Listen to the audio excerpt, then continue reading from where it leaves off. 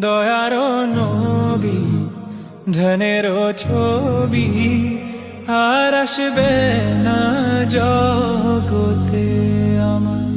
মায়ারো নবী ধনেরও ছবি আর আসবে না